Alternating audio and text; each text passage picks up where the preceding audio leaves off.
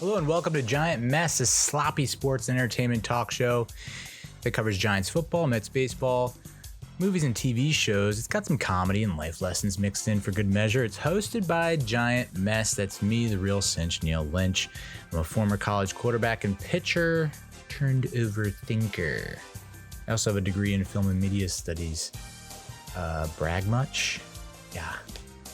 On today's episode, we're going to be talking about taking my daughter to her first ever football game. It was a college football game. The Princeton University Tigers versus the Harvard Crimson Tide.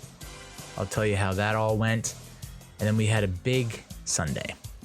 Big fall festival Sunday. In every respects of those words, respective words. We made some spider donuts.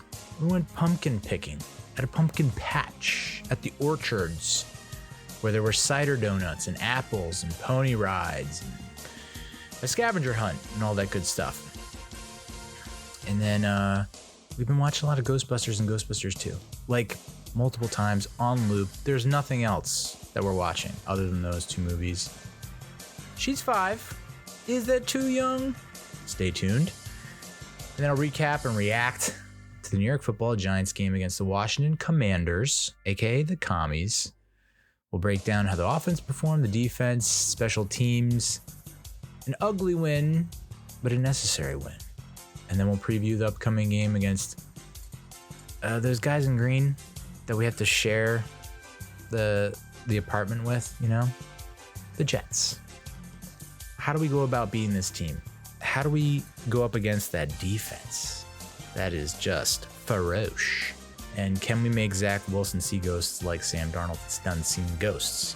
We'll take a look ahead at the remaining schedule. And maybe I'll give you some thoughts on the MLB playoffs as a Mets fan, from a Mets fan perspective. What's been going down, what's been going on. And yeah, there's some interesting takes from Mets fans. So without further ado, allow us to commence. I had my daughter this weekend, and it was, I know I say this almost every weekend. I feel like I'm competing to win Dad of the Year. Am I in the running? No. But goddamn it, I'm trying. I'm trying to find every single possible activity under the God-given sun to keep my daughter active and entertained. And so when she looks back, she'll say, you know what? He wasn't so bad after all. I know he's lazy, and I know he's full of spite, but goddamn, he tried. That's all I want on my tombstone. Well, at least he tried. On Friday, we had our date night. Went to Chuck's Spring Street Cafe in Princeton, right there by the university, right by Nassau Street. Parking's a bit of a bitch down there in that area. Here's something that I don't understand. 30-minute parking that you have to pay for? Oh. Take the meter, lube up the 2-hole, and gently slide it up there. Why, dude? It just like every, you know, I guess I like capitalism, but like it just goes too far sometimes. Like you need to squeeze out that kind of cash from a 30-minute parking spot. Come on now. Just make it free. And then you ticket the person if they don't move. Like it's that simple. So I originally mistakenly parked in a 30-minute paid spot. And I was like, well, I could do this in under 30 minutes, but I don't want to like rush it, you know? I want to take my time, want to savor this. I mean, it very well could last 5 minutes. That's not out of the question, but odds are it'll probably last a little bit longer than 30 minutes. So I had to find another parking spot, a 3-hour parking spot right down, like right down the street. And I've never been to this place before, but I do remember that it does ring a bell. When I transferred from Notre Dame High School to the Hun School of Princeton in the fall of 1996. Oh, what a fall and what a year. I remember in training camp for football, we ordered one night. I don't think it was every night. It was like one night we got to go hog wild and we got to order hoagies and wings. And so we ordered the hoagies from Hoagie Haven. which to this day, I don't know if it changed ownership, but it just sounds like an awesome place. And I think the hoagies are pretty decent. I'll say that. And then we got the wings from Chuck's Spring Street Cafe. I'm like fairly certain they're known for their wings. So what did I order? If they're known for their wings, obviously I'm going to get the wings, right? Wrong. And this is where I lose people. And this is why I'm not relatable, not likable. I took one look at the prices on those friggin' wings and I said, nope. As much as I want these wings, as much as I know you guys make awesome wings, as much as I will enjoy them, I can't, I got to take a stand. No more will I succumb and bow down to these fucking outrageous prices on wings. I'm going to wait this thing out and it's going to come back down. Will the recession help? I thought we were already in a recession. I guess the recession's coming up. Just wake me up when September ends. It's October, Neil. What are you talking about? So yeah, known for the wings, didn't order the wings. So what did I order instead? Jalapeno poppers and mini tacos. And boy, oh boy, let me just say this. This Chuck's Spring Street Cafe, not known for either of those things. And never will they ever be known for those things because goddamn do they suck. And I know what you're saying, jalapeno poppers, Neil, are you 12? Yes, eternally. I will never not. If you have it on the menu, strong consideration, I will get it every single time. And what's wild is they miss the mark more than they hit the mark. Jalapeno poppers have probably one of the all-time worst records when it comes to satisfaction with me, but I just love the idea.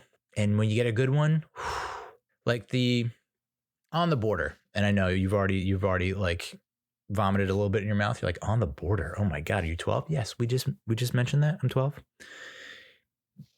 On the border has these firecracker jalapeno stuff poppers things that are massive and they're amaze. But yeah, most of the time you're going to get like the nuclear jalapeno poppers that you would get at the bowling alley 9 times out of 10. And it was like the way, like the fact that it was given to me and presented to me so quickly. It's like, did you make any of this? Or did you just make the sizzle with the oils and the basket? You just fried it. You just took it out of the freezer, plopped it in the oil and fried it up. Go. Mini tacos sound good. I should have known something was up when I saw the number 12 next to mini tacos. I'm like, 12 mini tacos for that much money? What a bargain. And it's like, no, Neil, you're just a fool. Because these came out and it was like each one was probably this size. If you're watching the video, you can see. If you're not watching the video, 2 inches. That's what she said. And like maybe a morsel of meat in each little pocket. They were more like empanadas, mini empanadas, but just hardly, just a sliver, a sheet of meat in each mini taco. So yeah, I was bummed, not great. And to make matters worse, I was so hungry for whatever reason, and I could feel that they were hot in my hand, but still decided to shovel them in my mouth, and I burned the piss out of my tongue. So yeah, so fried, so awful, and so hot. Burnt my tongue, was feeling that for a good day or two, pretty much for the whole weekend. So do not recommend the poppers and the mini tacos, which is probably the last 2 items on the menu that most people would order. And yet who does? This guy. I'm the reason why they're still on the menu. They're like, I know you guys want to get rid of these 2 items. Okay. Nobody orders them, but this one guy does. And they don't cost us anything because they're just hanging out in a freezer. So let's just keep it around. I got Brie a hot dog, and I got to tell you this. I don't know what's going on with hot dogs at restaurants. I'm not sure if there's been some kind of a summit or a conference, but the fucking size of these hot dogs have become ridiculous, especially for a girl, a 5-year-old girl. This place didn't have a kids menu. All right, that's fine. You're near a college campus. Why would you? I ordered the hot dog thinking like, I'm just going to get an Oscar Mayer wiener. I'm going to get a Nathan's famous hot dog. Like, I'm just going to get a standard issue regulation hot dog. And they brought it out. It is the size of my arm. I don't even think I can finish this fucking thing. And the guy puts the plate down. And he goes, would you like an extra plate? And I'm like, I would like to know why none of your staff pointed out that hot dog was going to be entirely too much for this little girl. But I get it. You know, you want to see, you guys were in the mood to see something, and now you're going to see it. So, to her credit, she finished that fucking hot dog. I cannot believe it.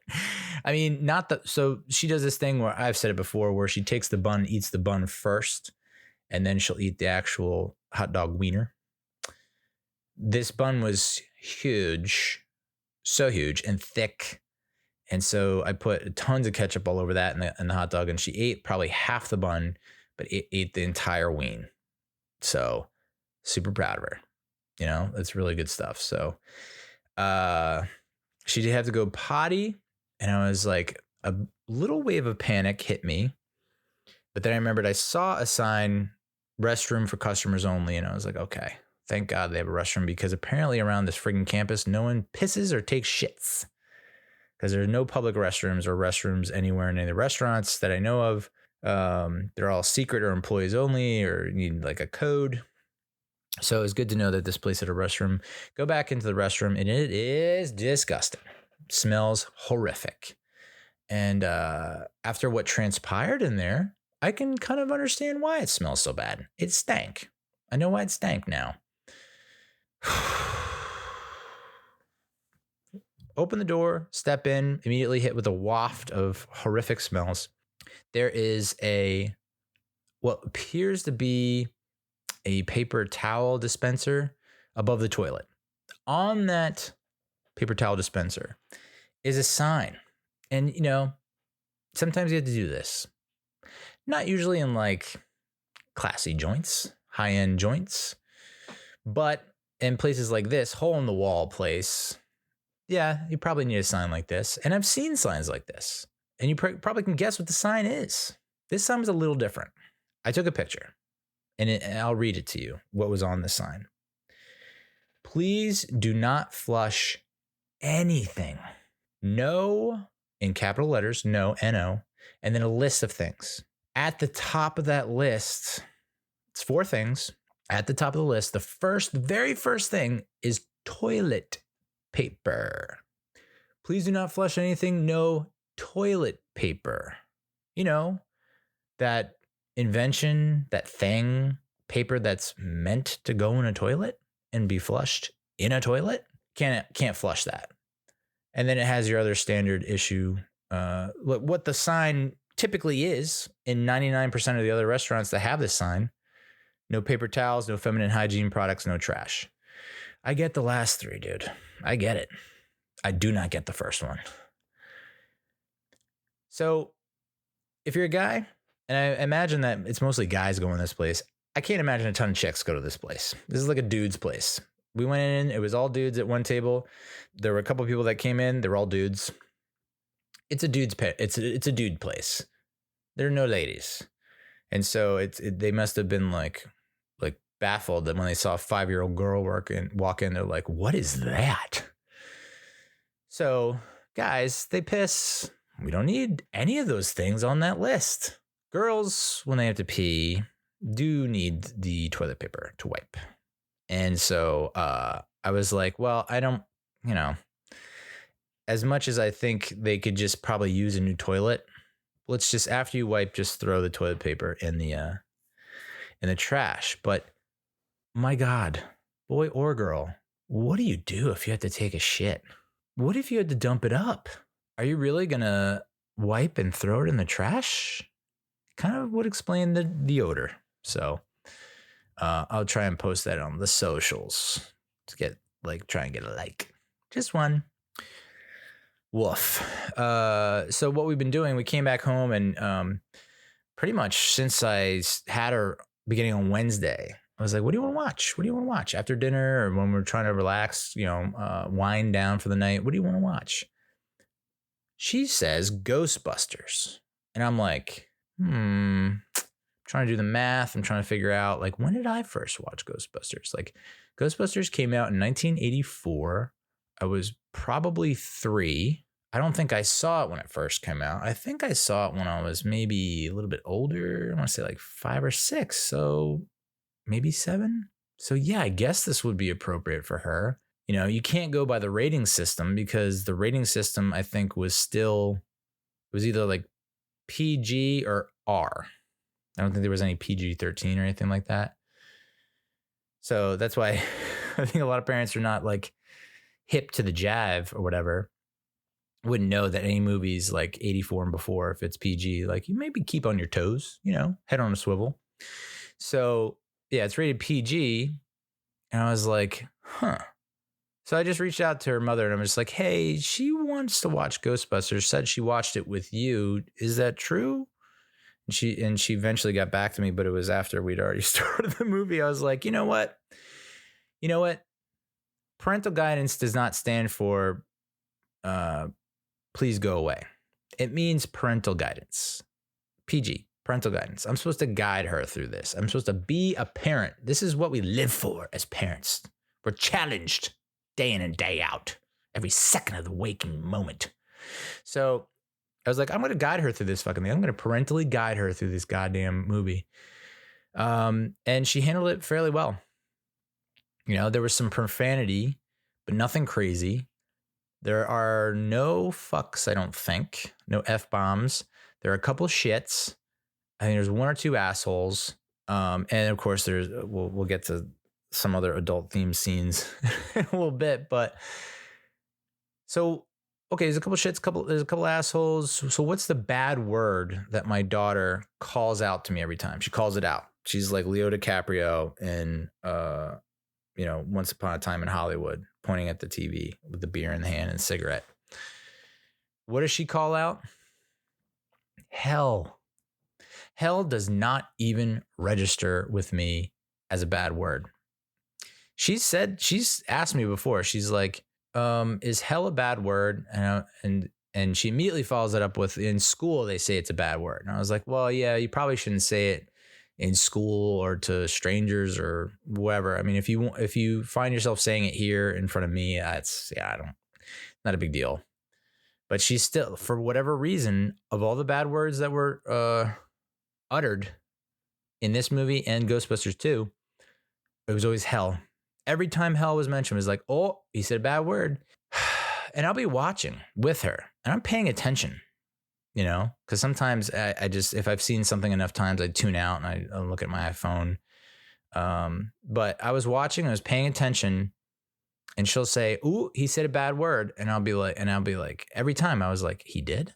And it's literally, we watched the same movie like 3 or 4 times. And every time it happened, she called out, and every time I would still be like, he did? Forgetting that hell is in fact a bad word. And that's why this pod's explicit and you can go to hell. So yeah, she covered her eyes. There were a couple scary parts where I was like, hey, if you're really scared, just cover your eyes, you know, and I'll tell you when you can pull your hands down. But she obviously was doing the little kid thing where it's like, I'm covering my eyes, but I'm also keeping the fingers just slightly apart so I can peek through them. So yeah, it was when the arms come out of the chair that Dana Barrett, aka Sigourney Weaver, is sitting in when Zool finally takes her in to the kitchen and possesses her. That was pretty. I mean, that even to this day, I get a little, whoa, that is a little scary. And then the dog. I mean, I guess they call it the terror dog, right? The dogs that there's 2 of them. There's Zool and there's Gozer, right? That eventually become the Keymaster and the Gatekeeper, right. So yeah, any pretty much any scenes with the terror dogs were like, and I remember that being, for me when I was a kid, those were like the scariest. But she loves it, absolutely loves it, which is cool. It's cool because a lot of the stuff that I loved as a kid, it's like, I don't remember a lot of that shit. But like Ghostbusters, that's just if she watched Ghostbusters and didn't like it, it's like, what? Now I got to prepare for an unknown future. I don't know what the future holds if you don't like Ghostbusters. And she had never, I don't think she had ever seen Ghostbusters 2. I was like, there is a Ghostbusters 2. And she's like, what? And I was like, yeah, they made a second one. It's with pretty much all the same people. Do you want to watch it? And she's like, yeah, but then we'll watch one again, right? And I was like, yeah, we can. And Ghostbusters 2, by all credits, is toned down, not like incredibly toned down, but it is toned down for the kiddies, because in between the two, in the 5 years since the first one came out, they came out with the cartoon that kind of took off and was popular that I watched, where like Slimer became a fan favorite with the kiddies. And so, it has some adult themed scenes, but not like, Ghostbusters 1, when it's like,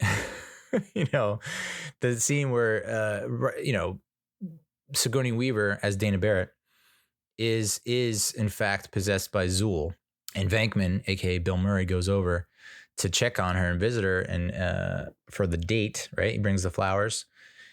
That was still touch and go. It was like, I want you inside me.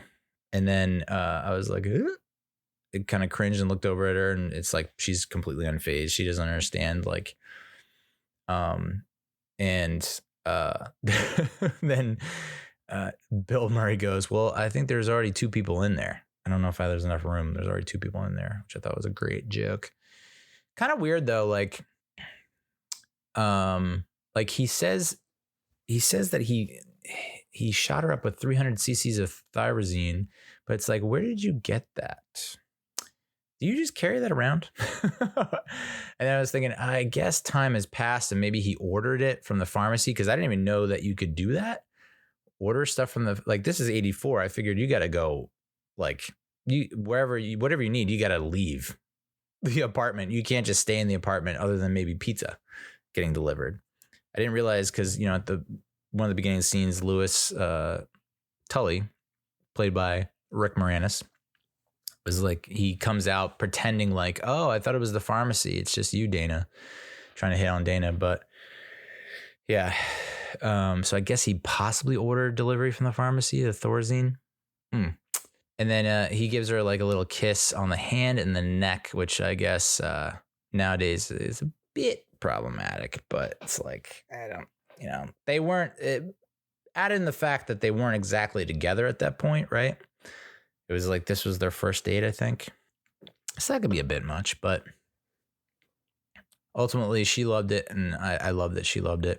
Ghostbusters 2, though, I'm trying to teach her, like, I'm starting to realize that I can't explain things to her. We've talked about this before, but it's getting really bad, where it's like, I'll say like, I'm proud of you. And she'll be like, and I don't get a reaction. And I go, do you know what that means? She's like, no. And I'm like, it's pride. It's like a feeling you have when there's accomplishment. I just like, my brain just goes on the fritz. It's like, I know what all these words mean, but like trying to define them to someone who doesn't, it's just not, I don't have the knack for it at all. It's not my forte, So, like I was trying to teach her about, there was a scene where it's Bill Murray, Sigourney Weaver on the bed with Oscar, the little baby. And, Bill Murray asks Sigourney Weaver, hey, Sigourney Weaver's like, I think it's time for him to go to bed. And Bill Murray's like, do you mind if I put him down? And Sigourney Weaver's like, kind of surprised. She's like, sure. And then you see him stick his finger in the baby's face and go, you're small, your belly button sticks out too far, and you're a burden on your mother. Like, he put the baby down. And like, I laugh every time that happens. And I try to explain it to her, because she's like, why is that funny? And I was like, well, because it's kind of a double meaning. Like, Sigourney Weaver thought that Bill Murray's going to put the baby down to sleep. And instead, he put the baby down, meaning like he insulted the baby. And so she was like, well, that's not nice. And I was like, no. It's a joke. He's just being silly and goofy. So like, I can only imagine a 5-year-old brain trying to pick up what I'm putting down. Because I feel like I'm just confusing her even more. She's absolutely incredible, my daughter, at attention to detail and her ability to call out seemingly illogical stuff, but also like continuity gaffes and mishaps, which I think there's a future in that in the movie industry, where it's like script supervisor, story supervisor, something like that. Like, hey, we did this in the last scene, but now in this scene it's gone. There were plenty of times where she'd be like, hey, that guy was wearing a watch in the previous shot and is not wearing a watch now. I'm just like, what? You saw that? Like, okay. Like Ghostbusters 2, she's like, how'd that baby get on the ledge? How is that baby able to stand on its own? Like, just pointing out stuff that just does not compute for her, which is great. It's like better than her just like sitting there like a sponge and just like absorbing it all and not asking questions and whatnot. So it gives me hope. You know what I'm saying? But my God, I could watch Ghostbusters 1 and 2 for the rest of October. If that's the only movies I watch, okay, totally fine with it. Especially with her. I mean, yeah, I tried to pitch her on Ghostbusters 3, and no, not the all-female Ghostbusters. Although, at what point do you break that out? You know, and how do you explain it to the kids? Ghostbusters 3, technically, right? Ghostbusters Afterlife came out in 2021, which was pretty decent, pretty good. I think it had better ratings or was more critically acclaimed than Ghostbusters 2. Let me look it up real quick. Ghostbusters Afterlife. Yeah, 64% of critics loved it. 94% of audience loved it. And I mean, a lot of that, I think, is because of the emotional resonance, the ending that came about, and how it was basically like a, not conflicted, but a love letter story for Harold Ramis, who passed. So, yeah, it's better rated than Ghostbusters 2. I'll tell you that much. And like looking back on it, like I haven't watched Ghostbusters 2 in a while, but what's wild is like after we watched Ghostbusters 2, ever since then, she's wanted to watch Ghostbusters 2 first. And she asked for that first. And then she's like, and then we'll watch 1. And I'm like, whoa, you're blowing my mind right now. Like, you're not even going to go chronological order, dude? You need to Quentin Tarantino this shit? So I kept pitching her on Ghostbusters 3. I'm like, listen, they made a third one. Not all of them are in it, but I think you might like it more because there are more kids. And she was just like, nope, Ghostbusters 2. I'm like, all right. But hopefully I'm hoping to slide in Ghostbusters Afterlife because I do think it was a pretty good movie. You know? I mean, 2 catches a lot of flack for missing the mark in a lot of respects. I mean, you know, I think they lean too heavily into the Bill Murray, Sigourney Weaver plotline, storyline. I think people were not too crazy about like, okay, there's pink slime, got it. But it's a pink slime is like a manifestation of negative emotions. I think that might have not sat well with a lot of fans. Like, I don't know if I'm buying this, which is it's a stretch, right? To not buy this, considering we bought into Ivan Shandor in Ghostbusters 1, where it's like it was a cult, they were up on a roof, shit went sideways. So I think that might have what derailed the sequel. I guess originally the sequel was supposed to take place in like Scotland, which is kind of crazy. There were still some things from the original script that I guess Aykroyd and Ramis wrote that stayed in the movie, but you know, I do think I want that painting. As cursed as it is, I do think I want that painting of what's his name? Benevici. Oh my God, I forgot his name. Carpathian. You know what I'm talking about. So yeah, it's like odd that Bill Murray was like, when everyone else is in the Ghostbusters get up, he's not. Kind of weird. That being said, I don't think it's as bad as people remember it. I mean, the Statue of Liberty scene alone is like all-time moment, all-time scene. And to think that I get caught up on stupid shit, like, okay, they hose her down, pop on the music. She makes her way to Manhattan, that's also funny because it's like the Statue of Liberty is on the New York license plate And it's like, well, those to bring New Yorkers together, New York.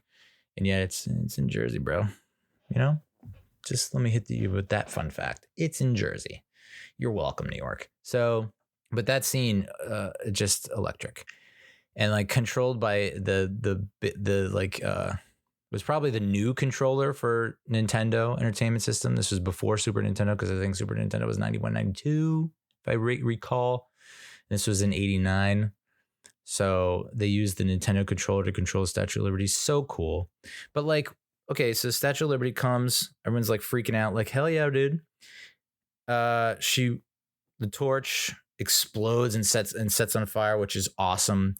Then she steps down and walks the river towards the shore, and it's like, that's just such a great sequence. Comes on shore, everyone's like, what's up? She goes to the museum, smashes the glass ceiling with the torch, but then at the end of the movie, she's just like laying down. It's just like all the, like, I guess the power of the slime, the positive slime wore off or something. Or maybe when the dude was conquered. Is it Vito? No. Oh, that's gonna bother me.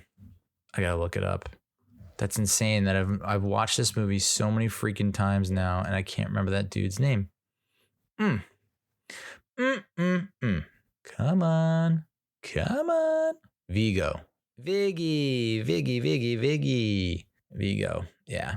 So I want that painting in my room. It will haunt my dreams, but I'm already haunted, so whatever. Can't kill what's already dead. So yeah, I think Ghostbusters 2, if you haven't seen it in a while, it deserves a rewatch. And you can point out the points in it where you're just like, missed it. Just missed it. You know? Because I know Rick Moranis, did he basically like quit acting after that? He was just like, no, fuck this noise. I don't think so. But maybe. I think it was the early 90s that he stepped away and didn't come back. And he didn't want to come back for the Afterlife one release in 2021 because he was like, nope, looking back, Ghostbusters 2 just wasn't it, boss. Bill Murray says he didn't like how the movie turned out. But I still think there's a lot of good in there. It's not complete garbage. So, yeah, if you're not down, I mean, for a little Ghostbusters, a little mini marathon, I don't know what to tell you. Because my daughter and I, it's just like, yeah, play it again. So that was Friday. On Saturday, another jam-packed day, had one of her friends from her new school, had their 6th birthday party. So my daughter is very young for kindergarten, very young for her class, the youngest, in fact. And so this kid was turning 6. I don't know boo about this kid or his parents. And so that's always fun, arriving and being like, are you I feel like I'm on friggin' Jerry Springer or Maury Povich. Like, are you the father? Are you the mother? I just didn't know. They did say no gifts, please, which was so nice. Just so nice to, like, I think I'm going to do that. I might do that. And hopefully we just set a trend. That's just like, hey, a card is good enough. Like, I got a card and I don't even think I was supposed to get a card. I ended up getting a card and I was just like, is there a place to put the cards? And they were like, what are you talking about? A card? It was a Spider-Man card. The kid's name is Dan. I put Spider Dan on the card and I got a little, which is all you can ask for out of a parent. It was at the birthday party was outside. It was delayed due to rain. There was a postponement. They brought out the tarp and it was delayed for an hour. Supposed to start at 10. Got a message on the app. Like I was supposed to already have been, departed. I was supposed to be gonzo by the time that I got this message that, we're going to push it back to 11. It's like, oh boy, thanks for the heads up. But we get to the park. The park is literally steps away from her mother's house, my ex's house. And of course, that's just, my daughter's just like, can we see her? Can we see her? Can we go see her? And it's like, I don't want to be this, like, the bad guy. I guess I could have checked. Was it going to hurt? But ultimately, I think I ended up distracting her. She got distracted. So I was like, okay, don't have to answer that. I was, at first I was like, I don't even know if she's home. she might still be sleeping. Like, it's just every excuse in the book just to not go see her. Because I don't know that it will do any good. Ultimately, it's like, she'll get so happy to see her for what, like a minute? And then you have to say goodbye again because it's not your time with her. So, God, it's so awful. But yeah, so I talked to a couple parents. There was a dad who said he was originally from the area, from the Princeton area. He actually went to the Hun School of Princeton that I went to for a semester, a cool semester. But he's younger than me, obviously, because I'm an old dad. And he ended up marrying a girl he went to high school with, but they didn't hang out in high school, that kind of situation. Like finding that more and more often. Like I have another friend, the pig roast that I went to, he went to high school with his wife, but they didn't like hang out or talk at all in high school. It's kind of nuts. Like how can you go 4 years of high school, never really interact or meet or bump into each other or exchange glances or anything. And then like, oh yeah, you guys are going to get hitched. What? We're not even the same classes. So apparently they lived across from each other, across the lake from each other, and never talked. And then one summer after college, I guess his friend or her friend was like, hey, so-and-so is available on the market for the low, low price. And then boom, marriage, 3 kids. Oh my God. So yeah, that's interesting, man. That's interesting. It's fucking interesting, man. But found out that my daughter doesn't like chocolate cake. She destroyed a bagel with cream cheese. And this was a big ass bagel and was a lot of cream cheese. No problem. Like less than 5 minutes. And devoured it.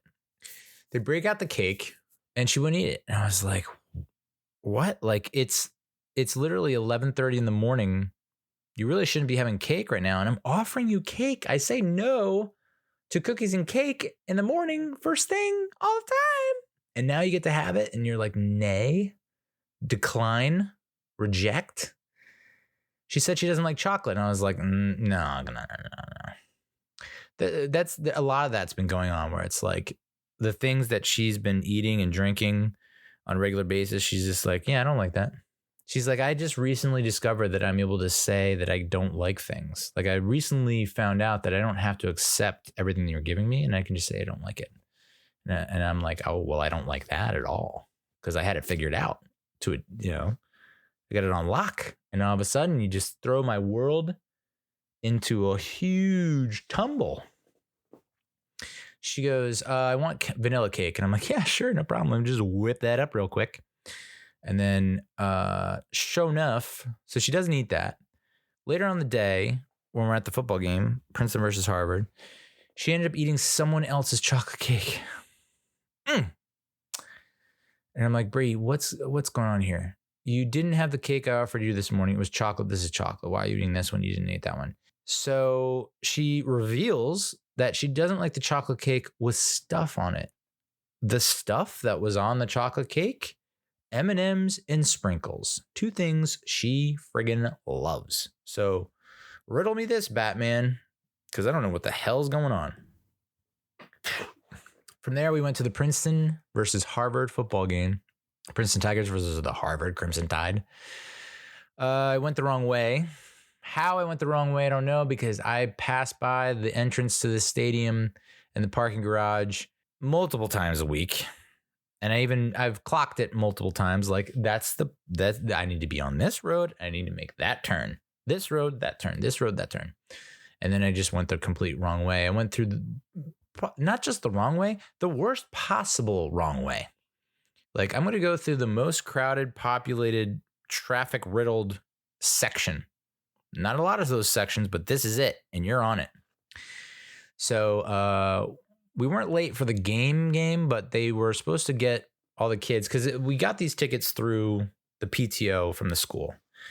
And it was like, you can get discounted tickets through the PTO of this school, and then other Princeton schools are also offering, their PTOs are offering this. So it's going to be a bunch of the Princeton schools all in this kind of big section. And what we're going to do is about 20 minutes prior to the game to kick off at 1, we're going to have the kids line up, on either side of the tunnel. and they'll form like a line, and then they welcome the players coming out of the tunnel. Pretty cool idea. Missed that. So was pretty bummed about that. I was upset about that. So we take our seats. Our seats are in the second row of the Princeton. So there's one end zone says Tigers, the other end zone says Princeton. We're on the Princeton end zone, second row. Amazing seats. Princeton, the home side's on our right, Harvard away side on our left. Like amazing seats. But I didn't recognize anyone. I'm like, I was expecting to go this section, and it's just like overflowing with parents and kids that I've seen before that I know. You know, people waving us over. We're high-fiving. We're making plans. No, I didn't recognize anyone. And then I was like, wow, this is a great view. We have great seats. I should take a picture. And then I was like, oh, forgot my phone in the car. Cool. And I know you're saying like, just go back to the car and get it. How hard can that be? Two things. If you've ever been to the Princeton football game, the main parking garage on Stadium Drive is like a good, I want to say 10-minute walk. I could be wrong, but it feels like a 10-minute walk. It's not a very quick walk. It's not like I'm just going to run back. Like you're looking at a 20-minute investment. And it's like, I don't want to miss the start of the game. I'll just go to halftime, I guess. But I was legitimately stewing about that for so long. And then I also remembered that on the ticket itself, it says no re-entry. I'm like, so if I just forgot something, like I can't, if there's a thing, I can't just, no. So I was like, well, I guess I can't even go out at halftime, because then how am I going to get back in the game? So it's just like this momentous occasion, my daughter's first ever football game ever. Yeah, I've been looking forward to this day for 5 years, legitimately. Like, I can't wait to take my kid to all the games and all the sports, even though she probably does not like sports at all. And I left the fucking phone in the car. It took me an entire quarter and a half of football to get over it. To be like, well, if this were the 80s, my first Princeton sporting event, my dad didn't have a phone. So like, we can get through this. Let's just make memories where we don't need photos and pictures. Let's just make some memories. So, yeah, we ended up finding two other parents from the school. And one of the parents ended up taking a photo of Bree and their kid, my daughter and their kid, and sent it to me. So that was very nice. So that is the only photo I have from that day at that game. And I overcompensated for it later, for sure, which we'll get to. But the kids paid zero attention to the game. Shocker, I know. No attention. Bree, my daughter, didn't even look at the field. Like, turned her back on the field and was basically just entertaining her friend's dad and the other friend's mom for like the entire quarter and a half. Just like, check this shit out, So, yeah, they were just not having it. And she wasn't the only one. I mean, the other kids too, like the one kid is sensitive to sound and loud noises. And there was a couple times where I remember the first time there was a big play. I was like, yeah, all right. And like cheering and clap my hands and look over, and the kid's like got his hands over his ears. And I'm like, oh. So from that point on, I'm like fake clapping where it looks like I'm clapping and not making any noise. And then, that kid was just like, nope, I can't handle it down here.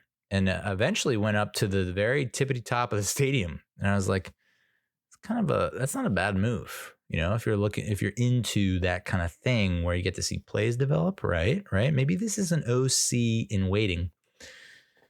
So the kids were just, not having it. So we ended up, me and the one of the kids' mothers ended up going out to the main corridor, promenade, esplanade. I don't even know what you call that. Where there was a bouncy house, balloon animals, and face painting. I was like, all right, Princeton University, you're pretty smart. You know what you're doing. Got plenty of family stuff going on here. I love it. Bouncy house, the kids turned down. They were going for the bouncy house, and then they saw the balloon animal guy, and they were like, oh yeah, balloon animals. And lo and behold, the balloon animal guy was the longest line. Like it was between that and the face painting. The face painting was a long line too. And so the balloon animal, we waited in that line for this guy to make a balloon animal. Take a guess, dude. Just take a guess. 90 minutes. An hour and a half. We waited in this line for a balloon animal. And the kids did not complain once. Now, when we were watching the football game, it was, this is boring. I want to go somewhere else. I want to do like couldn't sit still, couldn't do anything. We stood in a line for a balloon animal for 90 minutes. Not a peep. Are you kidding me, dude? Are you kidding me? That's criminally insane. I don't get it. So I missed a large chunk of the game. What was also concerning was I kept asking my daughter if she had to go potty, and I kept asking her. I mean, it's literally the only questions I ask her. Do you have to go potty? Are you hungry? Do you have to go potty? Are you hungry?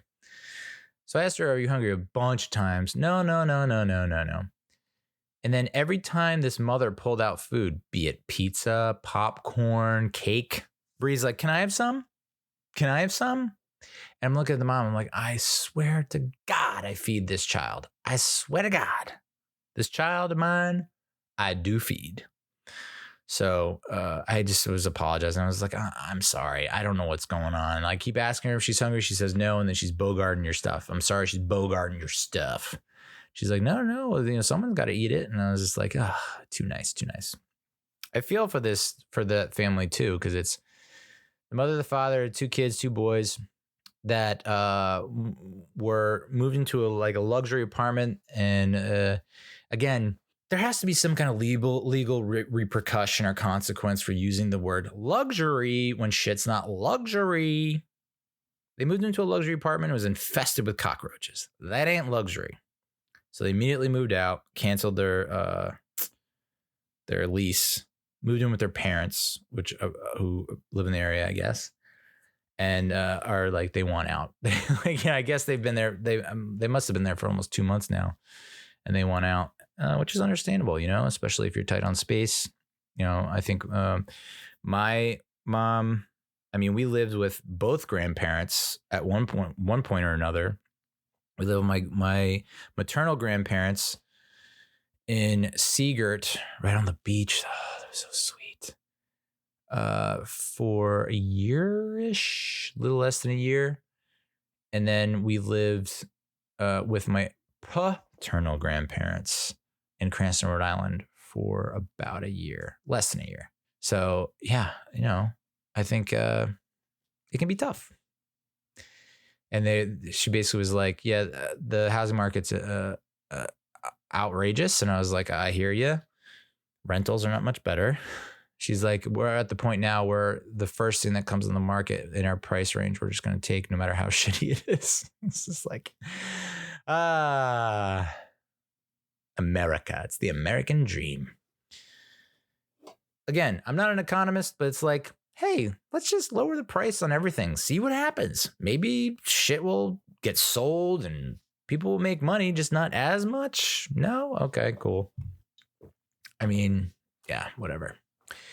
So eventually, Bree caved in. My daughter caved in when I asked her if she wanted food. I think it was halftime. Might have been the beginning of the third quarter. She initially said no. Then she's like, yes. So we go, wait in line. Again, another long line for the food concession place. I ended up getting a chicken sandwich, Doritos, a canned water, and a big soft pretzel. And she, of course, had the Doritos and the big soft pretzel. I had the chicken sandwich. One of the worst chicken sandwiches I've ever had. So dry. I don't know what I was expecting. But I think it was because there was just no sauce, and I should have just put sauce on it. But I couldn't locate the sauce, or my mind was in such a pretzel because it's the first time I'm at this concession stand and I don't know how things are operating, that I didn't even think to look to see if they had sauce or anything like that. So that's on me. That's not on the chicken sandwich or the people who made it. I need to find the sauce wherever it be and just smother that shit. She housed the Doritos, of course. She had maybe a couple bites of the big soft pretzel. I mean, the big soft pretzel is that was a thing that, like, as a kid, when I was her age and going to Giants games, Like that was what I looked forward the most after the game, was going home, and these dudes have like just the racks on racks on racks of soft pretzels in the dirtiest of grocery carts. Where are you getting that cart? Where's that coming from? There's no grocery store around here. Did you bring that? And so scarfing those down, Lord knows what kind of tetanus I got. But yeah, that it's such I love big soft pretzels. This one didn't necessarily hit the spot. And I don't know if I have a more discerning palate. Probably not. But I was like, hot take. I think big soft pretzels, people only crave them and like them and love them because of the big ass salt you got on them. You ever get and I was like, no, that's not right. It's just, I think this one particular soft pretzel wasn't fresh. Like when you get a big soft pretzel that is fresh and you can pull it apart and it's still like sticking together, you don't have to like break it off with a hammer. That's the shit. But I don't think I got that one. So, but it held me over. I mean, I hadn't had anything to eat until that time. And so it was like 3 o'clock when I had that in my system. So I was like, I'm just glad to have sustenance. I'm just glad to be alive. And then it's, the game kind of is like getting interesting. I think Princeton was up 14-0 and then pretty much dominating almost every stat line, every category except first downs. But only up 14-0. And then they had a turnover or something like that, a fumble or a pick. And so Harvard scores and scores again. So it's 14-all. And it's getting interesting. And Bree's like, my daughter's like, I'm bored. And I'm like, are you kidding me? This is a pretty incredible game. First of all, I don't think you understand the rivalry. Huge rivalry. You see all these people, they're all wearing pins. All those pins say beat Harvard. So she was just like, I want to go, want to get out of here. So we went potty, and then I'm like, she kept asking. There was like this huge stone sculpture right by our section, and I forget what it says on it, but it says like something pavilion, like big. It just like, it looks like a nice thing that, I don't want to ruin, So I was like, I don't want to ruin this thing. And I think maybe there's like how every university has little intricacies and like legacies or legends where it's like, oh, we don't stay. Whoa, dude, you were about to walk on the seal. You can't walk on the seal. This seal, the shield, you can't walk on that. I'm like, oh, okay, yeah, sir. Okay, why? What happens? Well, fucking, I don't know, ghosts. So I felt that this was part of that situation where it's like, we're at a university, it's hundreds of years old. This probably is not supposed to be touched or played on. And so she wanted to play on that. And I was like, no. And then, of course, every other kid in the goddamn stadium is on it and playing on it. And so she's like, well, they're playing on it. I'm like, I can't control them. And my luck will be that you climb on it and then we get arrested for defamation or desecration or some bullshit.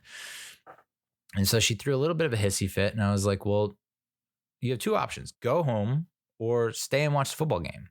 She's like, I don't want to do either of those things. And I'm just like, all right, well, here we are. I mean, I guess there is a third option. It's just standing here. I'm like, there's nothing really else to do. And she's like, we can climb on that friggin' rock.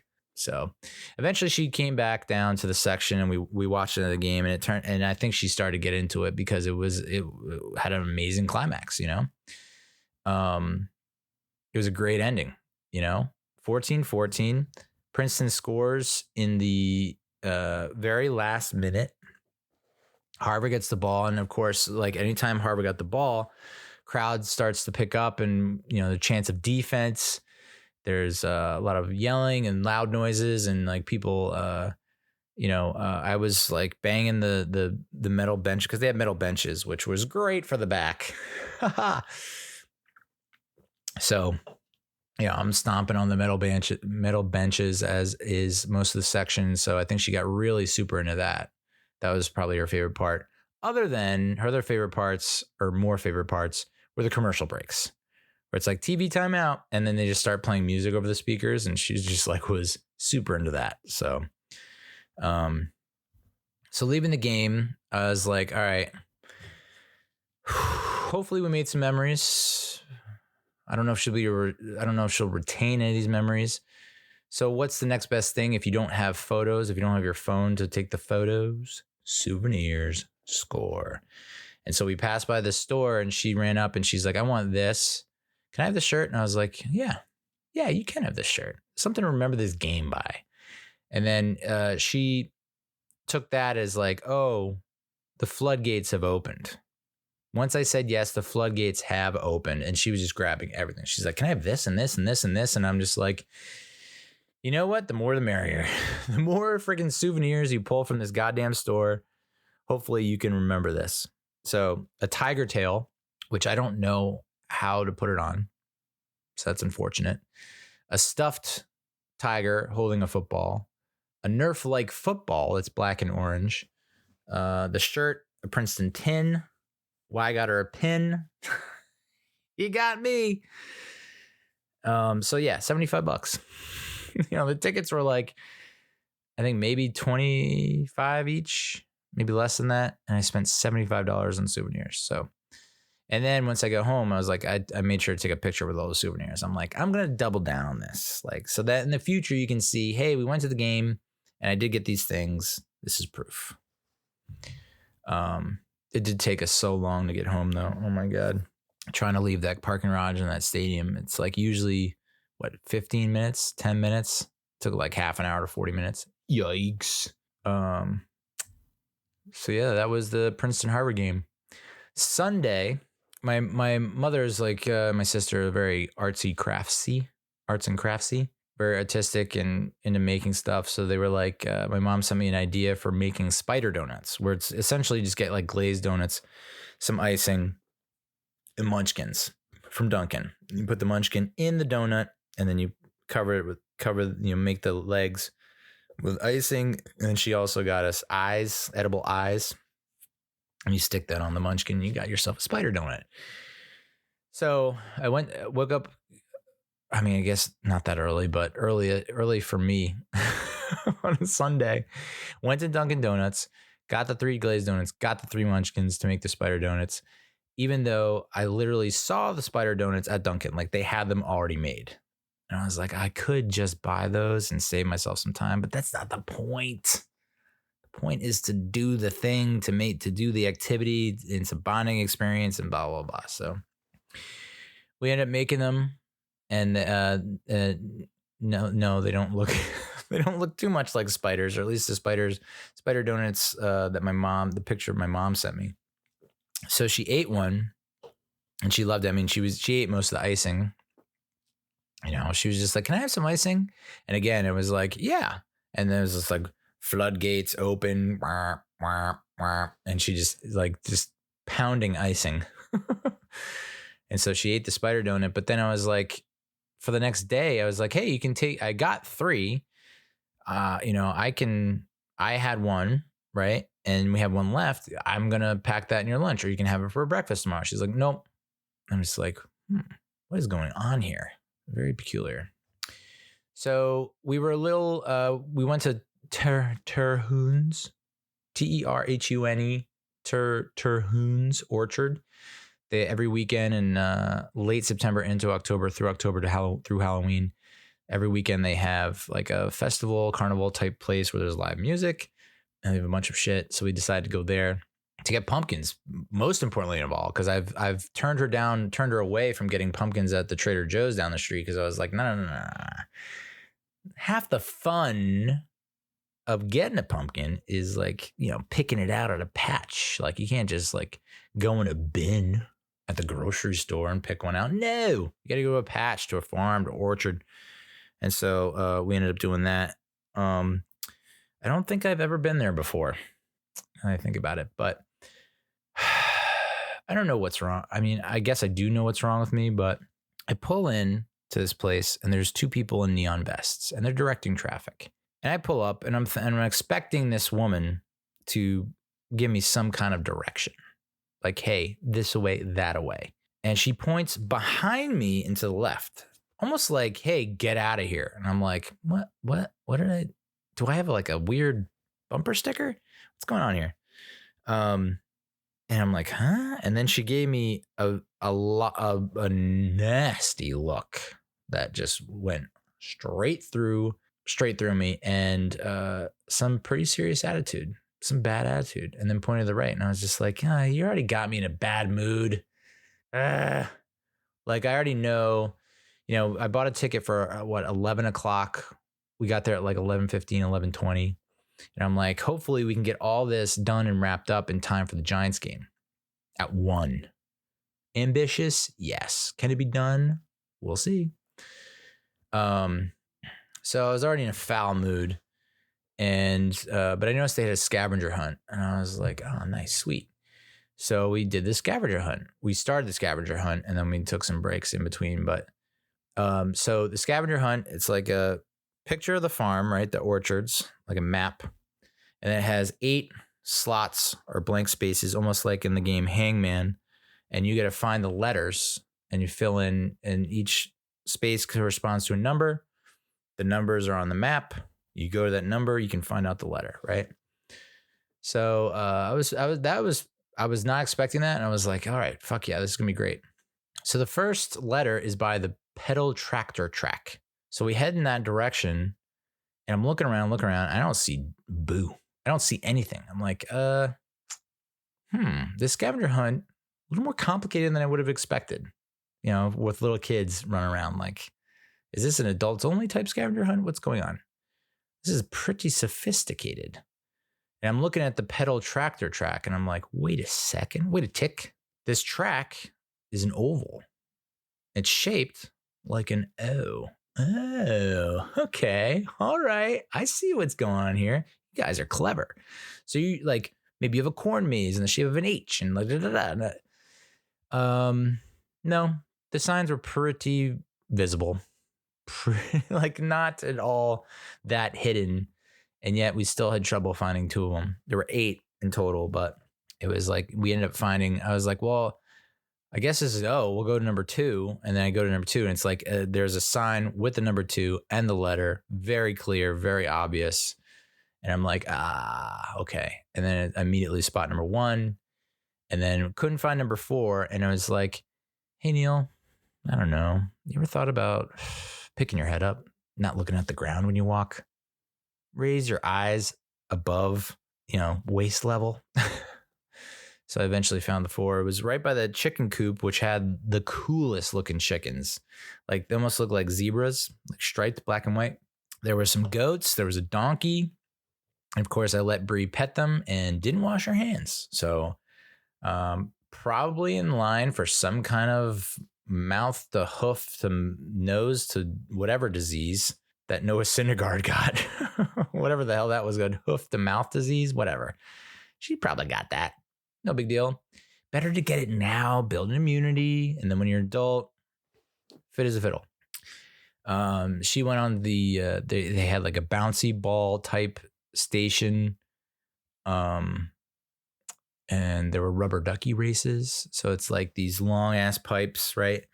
It kind of goes down, and then there's a little bend at the end. It comes back, and it's, there's water, and you got a water pump. And I'm like looking around, I'm seeing all these people with like little rubber duckies. And I'm like, and I'm looking in the water trough, whatever. Like, where are these rubber duckies at? And I look over the right, and there's a barrel with an employee or a worker from the orchards there. I'm like, all right. So I go over, and of course it's like rubber ducky, $1. And I'm like, you just had to charge $1, right? You couldn't just give that up. So I pay the $1, and I go back to my daughter. I'm like, oh, here's the rubber ducky, or here's, the rubber toy that you can use. And she was like, oh. And so she does it once, and then she picks it out, and she's like, I don't want this one. And I'm like, but we already did the thing where it got wet. And like, I'm going to go back, and the guy's going to be like, oh, sales are final. So we go back, and no, the guy was totally cool. He was like, yeah, you can exchange it. No problem. Overthinking things is fun. Fearing the worst is the best. They had a station where you could make bubbles, like big ass bubbles, like buckets. So they had buckets filled with like, the bubble concoction formula, the soap and whatnots. And then these 2 big sticks that have like soft kind of ropes, almost like bungee cords, almost. And then you're supposed to dip the rods with the thing into the bucket, gently pull it out, and then gently pull them apart. And then the wind will do the rest and blow the bubble out. And there were some big ass bubbles coming out of there. And so every bucket was occupied, and, it was fun watching. And my daughter was just like, wouldn't even let the bubble out of the mechanism, out of the two rods and the ropes. Hadn't even left the station, and she's popping them. And I'm like, yeah, all right. I'm grabbing her by the hoodie. I'm like, hey, come on. And I'm like the holdback coach. Like, all right, you need to come back a little bit. Let the bubbles breathe. Let the bubble fly for a little bit before you pop them. I believe there was a special kid there. I don't know about autistic, but he was super pumped about the whole situation, it's always fun to see that. Like a kid just enjoying the fuck out of life. Some simple pleasures. And then Bree got a chance. She got a shot at making the bubbles, and I got to give her credit. I think a lot of 5-year-olds would be like, this is bullshit. Like, it doesn't work on the first try. It doesn't work on the second try. I'm out. And she stuck with it. And I think by the 4th, 5th try, she's like almost got a big ass bubble out. So kudos to her. Then we made our way to these two little sheds. And this is, again, just like waiting in line for an hour and a half for a balloon animal when you're at a football game and you can't watch the football game because you think the football game is boring, but you'll stand 90 minutes in line for a balloon animal. There were these two little sheds. One was like set up to be a mimic or be a replica of the store that a lot of the adults go in and buy like all their various goods and produce and whatnot. And then the other shed is basically like a mechanic's shop, car shop. And she played in there forever. And most kids did. But most parents were like, hey, there's a time limit to this ticket, by the way. It's 3 hours. And so a lot of the parents are like, hey, there's a lot more cooler stuff like everywhere other than this. Like, get out of there. And the kids were just refusing. But I was like, you know what? If she's having fun, she's enjoying herself. Just let her have at it. There was a husband and wife talking. I overheard their conversation. They were talking about the weather. They were like, yeah, it was still raining in Brooklyn this morning. And I was like, hold up. Did y'all come from Brooklyn to like Mercer County, Lawrence Township to this orchard? They ain't got no orchards in Brooklyn. If anything closer. And that's probably not the case, Neil, but goddamn, it ran through my mind. And I was like, oh, who comes all the way from Brooklyn to this Lawrence farm in Lawrence? It's like, and I started thinking, well, maybe they just like they visited friends, they stayed over, and now they're coming back home. Definitely put entirely too much thought into that. And then I saw the husband. The husband had he's kind of a jack dude, but he had a Macklemore haircut. And I was like, I don't know if I like this guy. And then he definitely whispered something to his wife that I couldn't hear, but it was probably about me. Narcissist much? Bree wanted to play tic-tac-toe. I finally got her out of the shed, the she shed, and we went to play tic-tac-toe with these like wooden pieces that they cut up.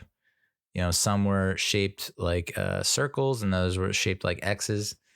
And my daughter does not play right.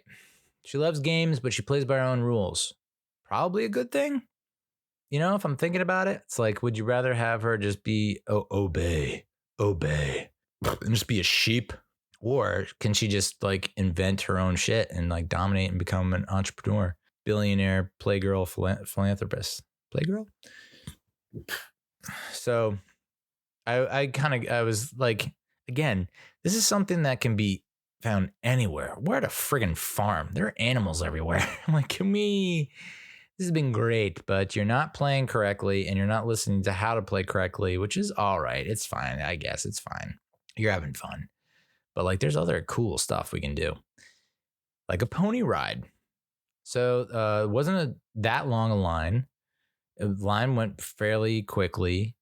They had 3 ponies And so we get up to our time, and I'm seeing like everyone that's going before us. It's like a kid and a parent, kid and a parent. The kid gets on the horse. The parent can walk next to them or can hang back, I think.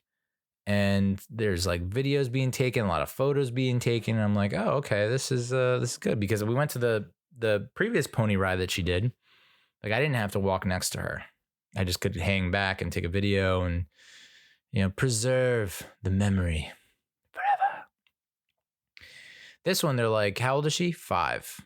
And they're like, okay, you're gonna have to wait for that horse, and you're gonna have to walk next to that horse. And I'm like, okay. Couldn't, and it was all angsty teens. It was just all angsty teens, pissed beyond belief that they have to be awake, 1, and 2, like doing this repetitive, mundane job over and over again. And I get it. I was a teen, believe it or not. So I get it. I get the attitude, I get the behavior, but it still can rub you the wrong way. And of course, this angsty teen was extra angsty and was just like, didn't even, like, no smile whatsoever. And just like, the other teen points to her and is like, that's the horse. And the other teen just like kind of gives me, like, rolls her eye, gives me a look, and then just like gives me a nod, like, come over here. Doesn't speak or say anything, just like gives me the head nod, like, hey, get your fat ass over here. I was just like, okay. And then I was like walking next to her, and I was trying to take a video as I walked in her, and she's like, you're going to have to hold on to her legs. You're going to have to hold on to her waist. Like, you're going to have to hold on. I'm like, okay. So no video then. And then we just walked around, and, it's just 1 lap, which, $10. You couldn't give me 2 laps. Come on. $10. I can't get 2 laps. That's a racket, by the way. Pony rides, $10, and it lasts fucking 2 minutes. I need to get into that biz. So we get to the end. She's like, yeah, do you want a picture? And I was like, yes, I would like a picture. And I was totally expecting her to take the worst pictures, and then they weren't so bad. But goddamn, like, you know what I'm saying? Like, it's. I know I sound like such a fucking old boomer, but like, they all had the AirPods in. It's just like, and I guess, yeah, it's like, do you want to listen to parents and kids all day, or do you want to listen to some friggin' Bad Bunny and Sexy Red and Ice Spice? And I don't know. Megan Thee Stallion. That's the one. Megan Thee Stallion at the pony rides. Yeah, dude. Yeah. So we ended up completing the scavenger hunt, and they said, once you complete it, you can go here to get your prize, go over there, and it's like you get a free apple. I was like, oh, that's pretty cool. So I let my daughter pick. I was like, whatever apple you want, you pick it out. And she picked the largest apple in the whole bunch. Even the cashier was like, whoa, like, you're gonna, ooh. And then, of course, my daughter saw like the bag, and I was like, she's like, what's this? And I was like, those are cider donuts. They are the bee's knees. They are the tits, the balls, and everything in between. And so she's like, oh, can I get it? I was like, yeah, sure. Get those. And then we have to go and pick up the pumpkins before we vamos. And so when I buy the ticket, I got the pumpkin package, meaning that the price of the pumpkin is included up to 5 pounds. Keep that in your back pocket. And I was like, I don't even know how to look at these pumpkins and determine weight. I'm just going to take a guess. And we ended up picking 2 very large pumpkins and taking it to the checkout, and having to pay another fucking like $30-$40 because they were so overweight, that 5 pound limit. But I did get 2 small pumpkins for free because I got the 2 small pumpkins coupons. And somehow we make it to the car carrying this stuff. And as we're leaving, who do we run into? The neon vest crew. And now it's like, I pull out and I pull to where they are, because I guess they're going to direct me, because I don't know if there's an exit the other way. Run into that same woman from before, who's just like making this motion, like a U-turn motion. I'm like, all right, okay. And so I go right, And then the other vest, the neon vest dude, kind of like steps and is like in front of he's blocking my path. And so I roll down my window. I'm like, hey, how do I exit? And so he points to his right, my left. And so I turn the wheel left to go that way. But he doesn't move. So he's just standing in front of my car. And I'm like, how do I exit? Like, if I say it louder, did I not say it loud enough? He's like, you can go that way. And I'm like, okay, but why did you point that way? So I left in a sour mood. I arrived, got in a sour mood, left in a sour mood. Those neon vest fuckers just keep getting under my skin. So, came home and tried to catch up on the Giants game while doing the haunted house cookie kit. Now, my history with these cookie kits, not good. Not great. Actually pretty disastrous. It's been disaster after disaster for a long time. This one, pretty flawless. Very proud of it. I'm going to post that pretty soon. See how many, I'm definitely going to get a like. But my daughter ate so much icing. My goodness.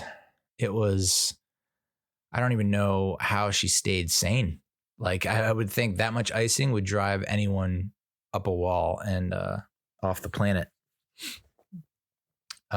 She was like, can I have some icing? I was like, yeah. And she was just like, oh boy, you done fucked up because I'm going to get crunk on this icing right here. So we didn't get the carve the pumpkins, which sucks, but I did have some pumpkins. 8.6% ABV, which I spilled half a bottle of that on me today. So if you can smell it through the airwaves and the whatnots, apologies. But just trying to get shit done. So that's life. Let's talk about the Giants versus Commanders. Daniel Jones inactive yet again.